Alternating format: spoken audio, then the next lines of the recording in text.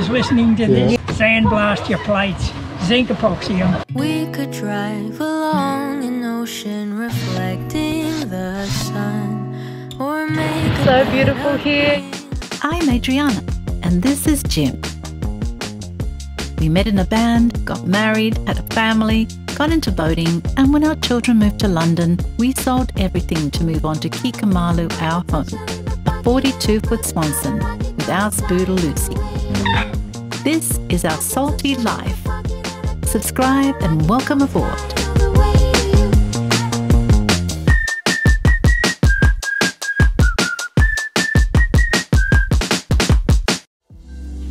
Last time Jim replaced the water accumulator and finally got the system working properly. We came across Pacifica and met her owners. And we went on a road trip north and showed you around.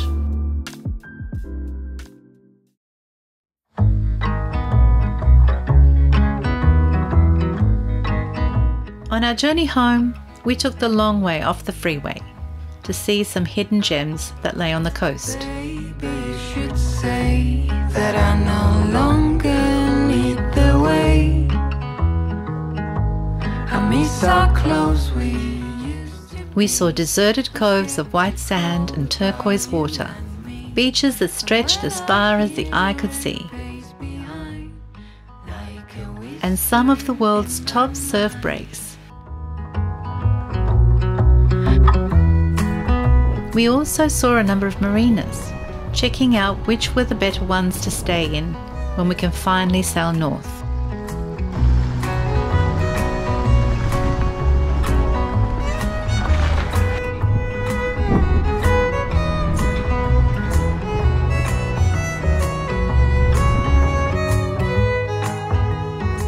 Coffs Harbour Marina is one of 6 international custom clearance marinas in the state, but a savage storm damaged it and it had to be rebuilt. So the northern exposed wall has been rebuilt since the storm of 2016, where it was mostly destroyed and part of the marina was destroyed, and they've definitely fortified it, and they've looks like they've raised the height by 1 or 2 meters, and you can see all the precast concrete interlocking pieces that have basically been dropped on the outside, and they form like a castellated top on the break wall. Looks like the top of a castle from below, and the outside wall has had the same thing done to it. Say that I no longer need the way. I miss our clothes we used to.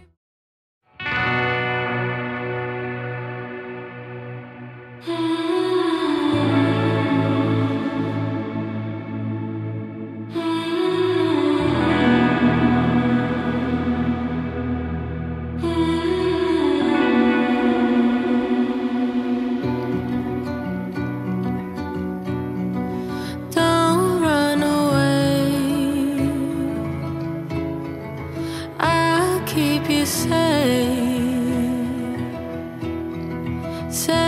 in my arms.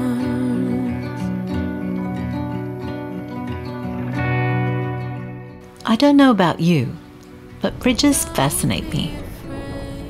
Historically, crossing a bridge was not an easy thing. The powerful owned the bridges, and they chose who could pass and who could not. You had to pay a toll or engage in a contest of arms. Of course, we take bridges for granted these days, but imagine a time when crossing a bridge was fraught with danger, and what existed on the other side was a real adventure. See the darkness settling. Are we all just wandering? I can feel it too, searching for the truth.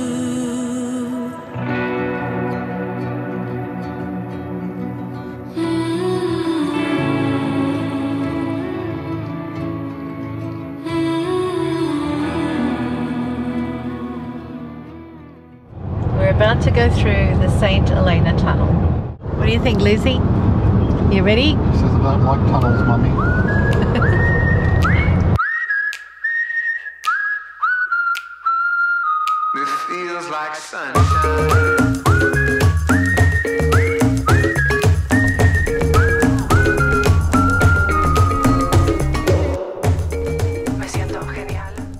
We'd heard that some river towns on this part of the coast have pontoons for travelling sailors that are close to town with free electricity and water, so we wanted to check them out. Feels like sunshine, feels like sunshine.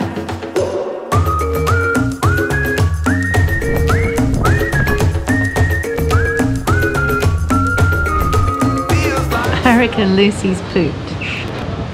You pooped, Lucy? I sat on the rug, biding my time, drinking the wine. We talked until 2, and then... Well, these days you've got salt and pepper in paper. It's a nightmare. I know. But I suppose it's better than not being able to go out for breakfast. That's right.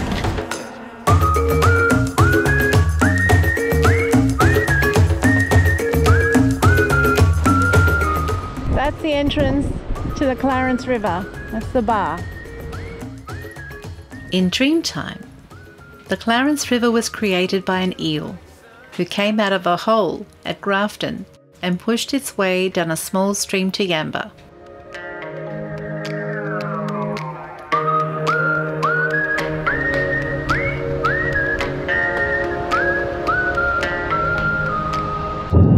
Some time ago we introduced Lucy to cows. We were in the country, we got out of the car with her and we took her to her. And now she's just crazy over cows. Every time we go near a paddock or past a paddock, she immediately thinks there's going to be a cow, you know. Yeah. And also the same with horses. And horses too, yeah. feels like sunshine, feels like sunshine, feels like sunshine. So we found a lovely little Italian restaurant called Thrift in a little side street in Yamba behind the post office, and it's lovely. The staff are very friendly and the food looks amazing.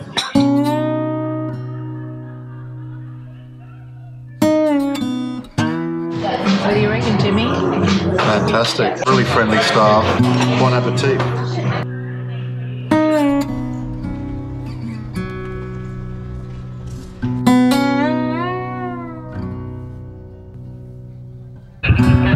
It's our last day in Yamba.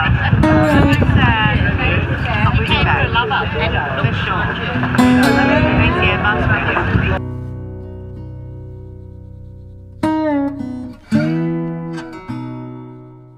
So Maclean is supposedly the most Scottish small town in Australia, and you can tell by all these tartan colours that they have painted on their electricity poles, the tartan colours of the different clans. So the boats can come here and park there and get their water and electricity for free. It's pretty good, isn't it?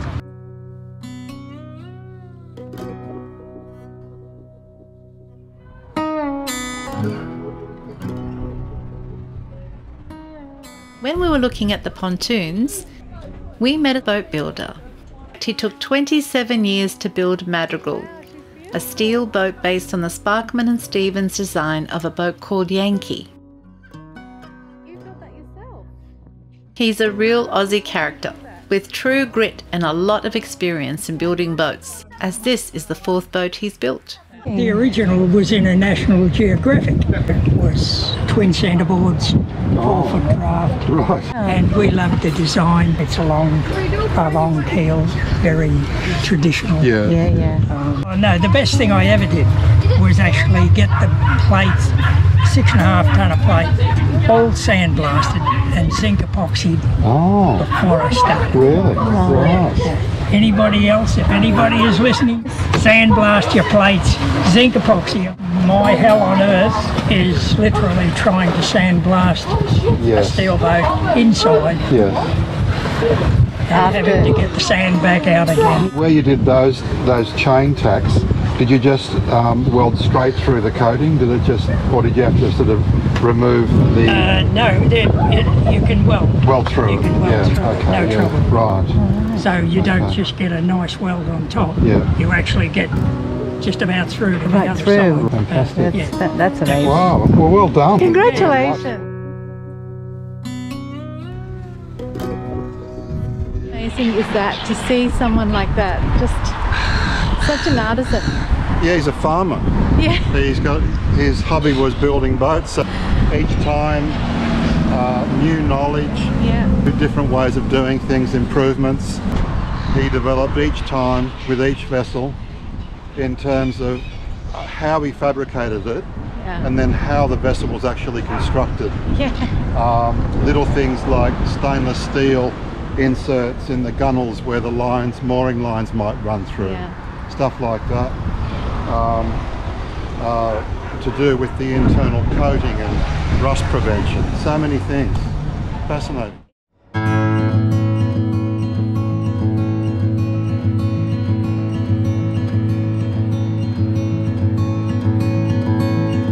The Maclean is sugar country and dairy country.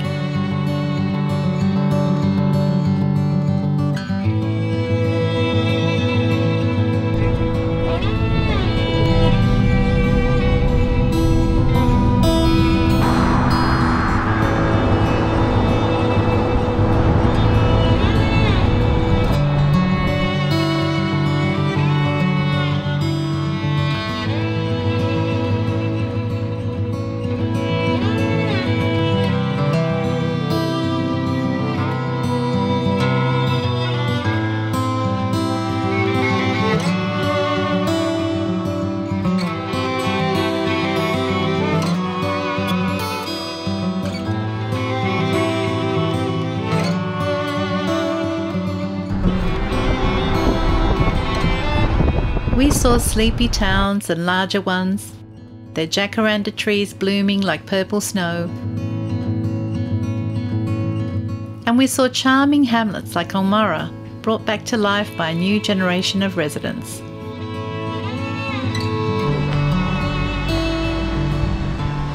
Interesting here, the sign showing the degree to which the Clarence River can flood. So that's a 7 metre above high water. So this is the Ulmarra public wharf. So unlike Maclean, there's no water and power, but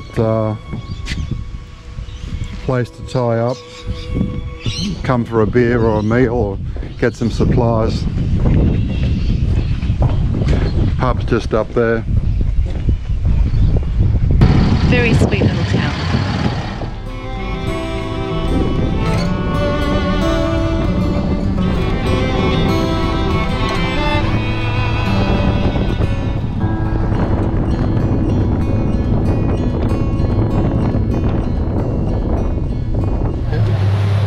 We are in Brushgrove pub having a drink to wet our whistle.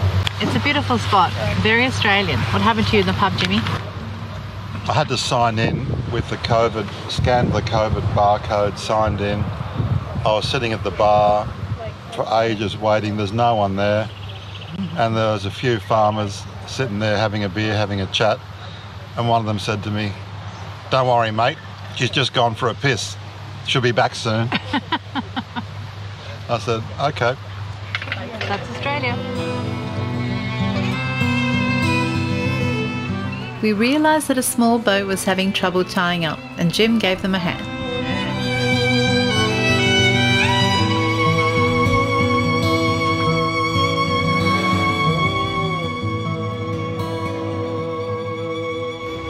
Another day, another tie-up. Jim comes to the rescue yet again. He only just bought the boat yesterday. Oh, right. This is the first time he's taken it out. Is that right? Didn't know what ropes were on it. Oh. Nothing. Right. He was tying up with just a little kind of line you might tie some canvas down with or something. Right. So he didn't know. Yeah. We've doubled it up so it's strong enough now. The current's very strong. I know, I was noticing that's good to know actually. Probably running at 4 or 5 knots. Well, good deed done.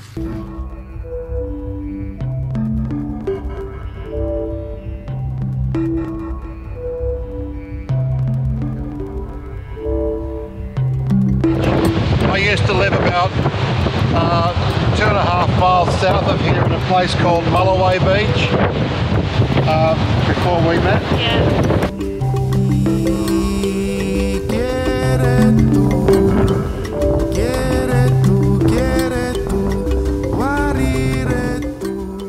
So it was time to go home, and we headed south, hoping for clear skies so we could get onto the Brightwork maintenance, which is way behind schedule.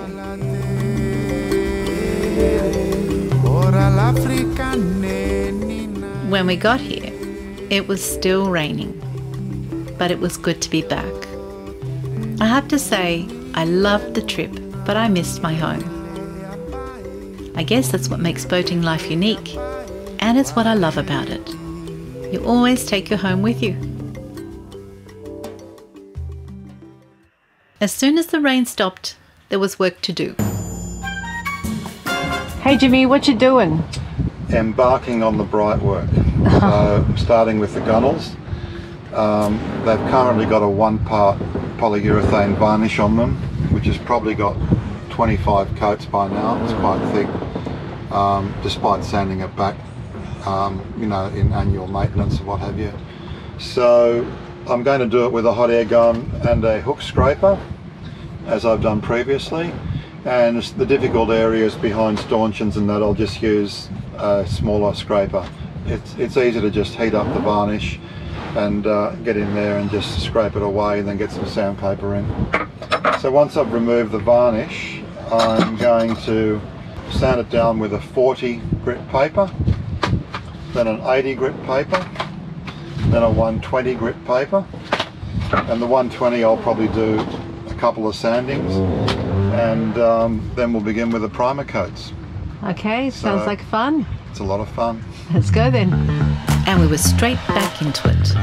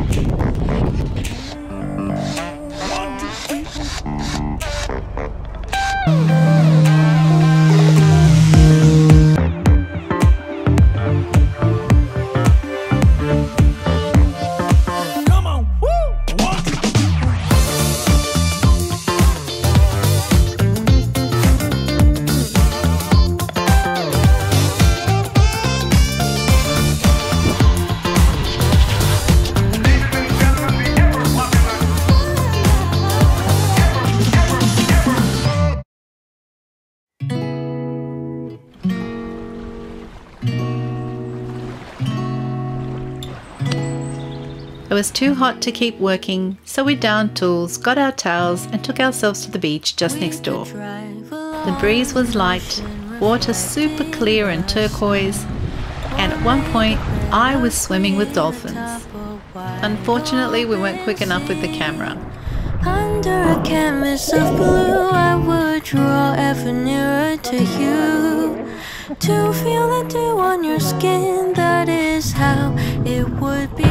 So beautiful here, you just have no idea. Falling in love.